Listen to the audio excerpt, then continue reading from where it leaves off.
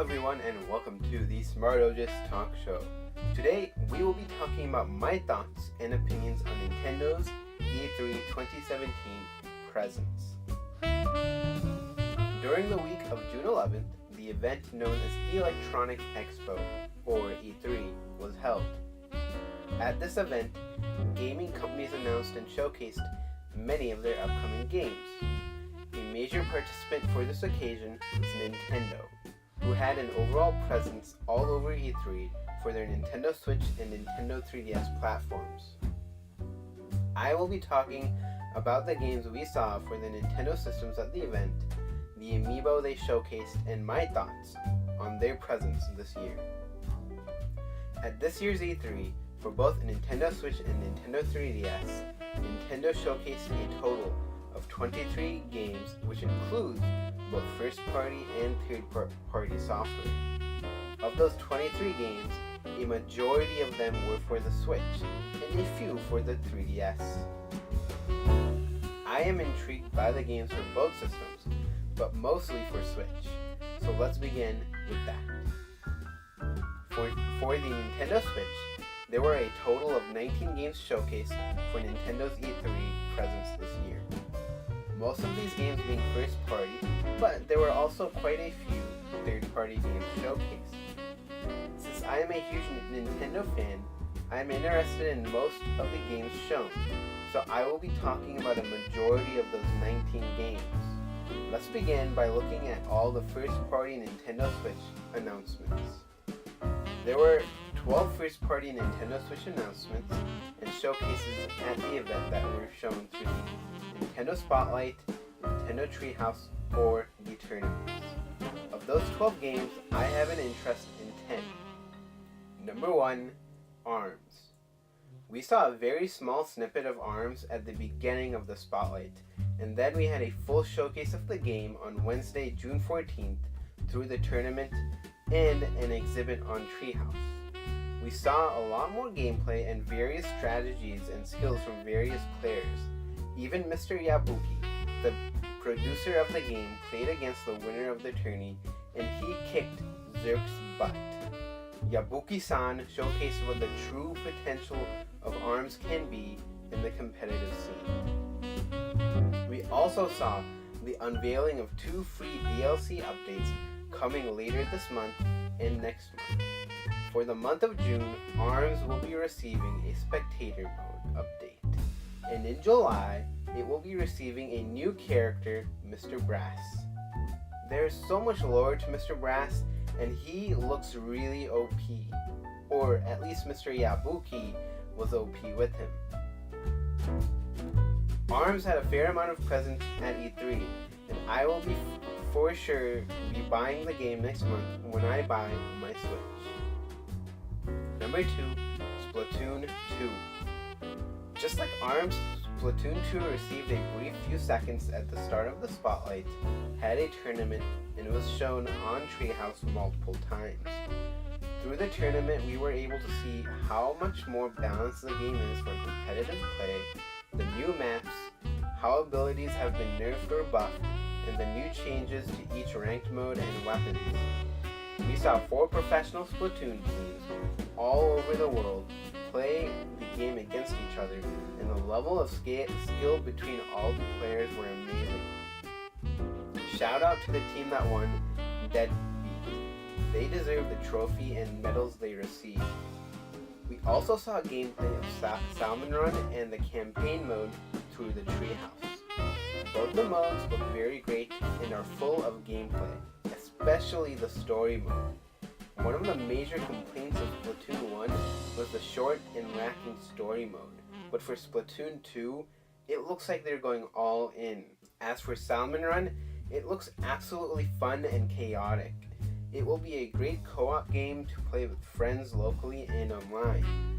I love the fact that the developers of this game are making it very competitive friendly, and overall, Splatoon 2 is shaping up to be a stellar game. I am looking forward to July 21st to get back into competitive Splatoon. Number 3, The Legend of Zelda Breath of the Wild DLC Packs 1 and 2. We received an update on the DLC packs for Breath of the Wild in the spotlight, and we saw gameplay of the first DLC pack on Treehouse. The gameplay of Cave of Trials looks really cool and hard. It is going to be a tough one to beat. The new hard mode also looks amazing. The difficulty has been amped right from the start, and it's going to be a tough one to finish. All the other features of Pack 1 are just the cherry on top. As for DLC Pack 2, we know it's called the Champions Ballet, and my best guess is that it will be stories and gameplay of all the champions in the game. When I buy Zelda for Switch, I will be sure to buy the Season Pass for the DLC packs. Number 4, Mario & Rabbids Kingdom Battle. We saw the majority of this game on Ubisoft's presentation, a small clip for it on the spotlight, and a showcase on Treehouse. The biggest surprise for me was the fact that Mario & Rabbids actually work. The game looks absolutely amazing, and it looks like it has a very promising XCOM style gameplay. All the Rabbids, weapons, and level designs look cute and amazing. You can really see the amount of passion that went into this game, and that's one of the reasons I will be buying this game on August 29th. Number 5, Super Mario Odyssey. We received a wonderful and majestic trailer for this game in the spotlight. It was a major attraction on Nintendo's show floor, and it had a few slots on Treehouse. This game looks absolutely phenomenal. The idea of capturing other objects and beings as Mario, I would have never guessed that was the new mechanic. I love the fact the game is taking an open world formula approach, as in we aren't being transported to other areas through a hub world. From getting a power moon just for playing jump rope with the humans, to getting power moons from hardcore 3D Mario platforming, the game has everything. It even has outfits for Mario to cosplay as various themed things, and that is amazing. The cherry on top of all of this is the fact that the game is releasing on October 27th. That's huge! You can all bet your butts off that I will be purchasing this game on release day for sure. I can't wait to explore these new Super Mario worlds and just have fun capturing things. Number 6, Fire Emblem Warriors. This game had an information-heavy trailer in the spotlight and a few exhibits on Treehouse.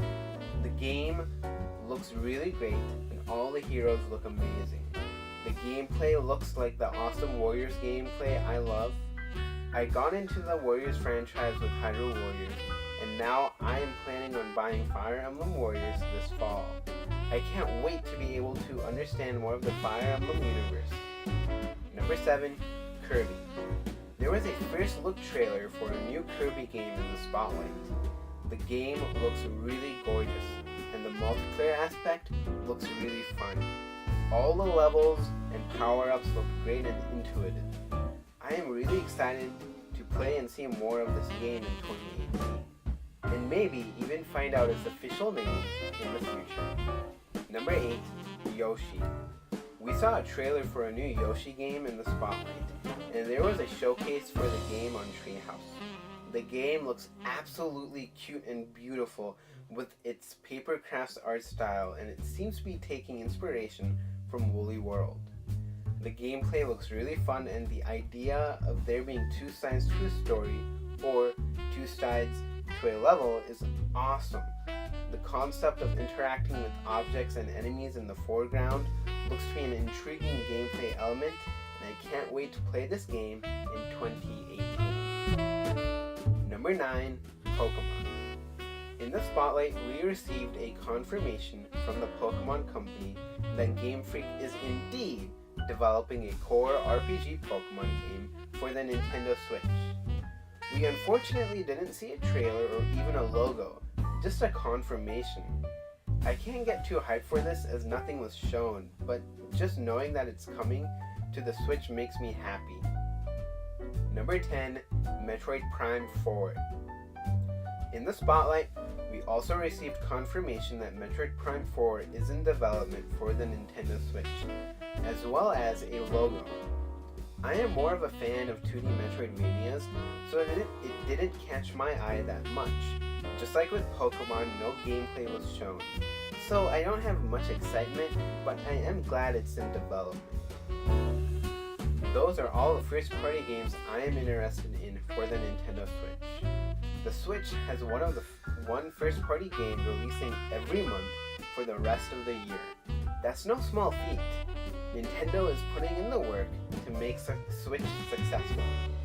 I am very excited to play most of the first-party Nintendo Switch games coming out this year and next year. Alongside the first-party announcements, there were a total of 7 third-party announcements as well. Of the 7 third-party announcements, I am interested in 5 of them. Number 1, Sonic Mania. This game was playable on the show floor, and I am excited to see classic Sonic receive a refresh.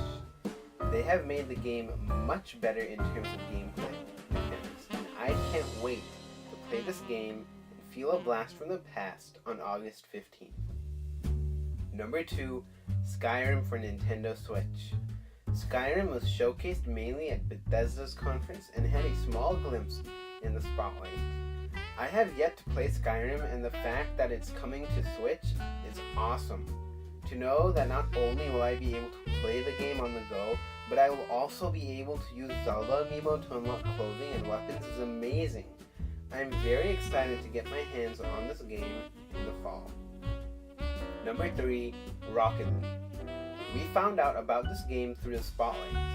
I still haven't played this game, and I am glad I haven't, as now I will be able to play the game on the go. It will also be receiving local co-op play, exclusive customization features, and exclusive cars, which is amazing. The fact that it has cross-network play is jaw-breaking, and I can't wait to play soccer with cars during the holiday. Number 4, Sonic Force. We received a new trailer for the game, and it was playable in the Nintendo booth. From both the trailer and the gameplay videos, I am very excited for all 3 modes the game has to offer. The modern Sonic gameplay is very fast and it looks very fun. The classic style gives a new and modern take on the playstyle. I especially love the 3D look and feel the classic stages have. Finally, the OC Hero mode. This has so many specific power-ups and gadgets. It looks so much fun and it has layers of gameplay. I am looking forward to going very fast this holiday. And number 5, Starlink Battle for Atlas. We found out about this game at the Ubisoft conference. It looks really cool, and the idea of being able to change your spaceship through a Toys to Life method is jaw-breaking. The levels and spaceships all look awesome, and this will be a day 1 purchase for my Nintendo Switch next year. Those are all the third-party games I am excited to see more of and purchase this year as well as next year. All of the third-party support Switch is receiving so far is amazing, and I hope to see more in the future. Overall, I'm pumped up and ready to purchase 15 of the 19 games coming to Nintendo Switch throughout this year and next year. I am really looking forward to making the time to play all of these amazing games. As we all know, the Nintendo 3DS is having lots of life being pumped into it by Nintendo and third parties. At E3, we found out about a total of 5 3DS games, and of those 5, I am interested in 3, and all 3 of those are first-party titles. Number 1, Miitopia. Treehouse showcased this during E3. If you took Tomodachi Life and Miitomo and added RPG-style gameplay to them, you would have Miitopia. Miitopia is a fun and wacky game that makes one laugh at various personalities characters have. The game looks to be very adventurous and has quite a lot of strategy. The game feels like a more robust version of the Find Me game on 3DS Street Pass, and that was my favorite Street Pass game. I can't wait to play Miitopia on July 28th. Number 2, Metroid Samus Returns. This game was revealed on the first hour of Treehouse through the legend himself, Reggie Fils-Aimé. Like I said, I love 2D Metroidvanias, so when I saw this, my jaw dropped because I couldn't believe what my eyes were seeing. A fully fledged 2D Metroid with a map, with all of Samus's awesome abilities and unlockables. I nearly had a heart attack. The game looks to be a phenomenal remake of Metroid 2, and I can't wait to morph into a ball on September 5th. And number 3, Mario and Luigi Superstar Saga plus Bowser's Minions. This is another game we found out about through the Treehouse. I am a huge fan of the Mario and Luigi RPG series, so when I saw this, I was really excited. Superstar Saga is one of my favorite games in the series, so for it to receive a remake is awesome. The addition of Bowser's Minions is really great, as now we can play as evil characters, especially Goombas. The remake looks to be shaping up really great, and I'm looking forward to defeating enemies as a Goomba on October 6th. Those are all the 3DS games shown at E3 that I am looking forward to playing later this year. Now that we see the games for 3DS, it makes more sense why Nintendo is still pushing that system, and hopefully everyone who either has or buys a 3DS enjoys all the games coming to it. Out of the 24 games showcased at E3, I am interested in purchasing 18 of those games for my Nintendo Switch and Nintendo 3DS. It's quite the amazing year for software on Nintendo platforms, especially Switch, since it's literally receiving one first-party game every month for the rest of the year. I am definitely a Nintendo fan, and I will be enjoying most of the games they release this year. If E3 2017 is any indication, Nintendo's going full force on Amiibo, as it makes them a ton of cash. At the event, 13 new Amiibo that will be releasing throughout the year were announced and showcased. Alongside the new ones, 13 already announced Amiibo that will be releasing this month and next month were showcased as well. Of the 13 new Amiibo, I am interested in purchasing the Mario Odyssey ones and the Metroid Samus Returns figures. Of the 13 Amiibo we already knew of, I am interested in buying the Splatoon 2 ones and both the Smash Bros. Bayonetta ones. I look forward to all of these Amiibo and future Amiibo announcements. I am definitely not an Amiibo collector, but for those who are, their wallets will be empty by the end of this year. Nintendo had a pretty great presence at E3 this year, as they were able to find ways to stay relevant throughout the week. Through most of the other conferences, they either received a mention or a nod. FIFA 18 with EA, a nod at the Xbox conference with Minecraft cross-network play, Skyrim with Bethesda, and Mario plus Rabbids with Ubisoft. They were able to keep themselves in people's mind even before their spotlight. Then we had the Nintendo Spotlight on the morning of June 13th, and it was very well paced, and it was just about one thing: games and only games. After the Spotlight, Nintendo held their Nintendo Treehouse livestream during all 3 days of E3. Through this Treehouse, they were able to showcase and conduct interviews with developers and producers for their respective games. They also used Treehouse as a way to introduce 3DS games coming out later this year. Finally, Nintendo held 3 tournaments for their games: Splatoon 2, Pokken, and ARMS.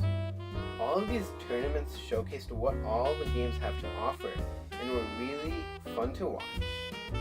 The commentators did a very great job during the tourneys, and all the players for their respective tourney did very well and represented their game in full force. All of this combined together makes me give Nintendo, for the first time in quite a few years, an A+ for their E3 2017 presence. At this year's E3, Nintendo proved why it is I will be buying a Nintendo Switch soon. there are games releasing for it every month that I want to play. Nintendo has done a great job of convincing me to make my wallet empty by the end of this year, and I hope that they did the same for others as well. Whether you are a huge Nintendo fan like me and are going to be purchasing most of Nintendo's games this year, or are a gamer looking forward to Mario Odyssey, I hope you all enjoy what Nintendo has to offer for this year and the future.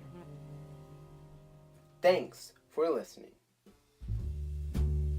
Be sure to check out my other E3 2017 opinion articles on Sony, Microsoft, and third parties.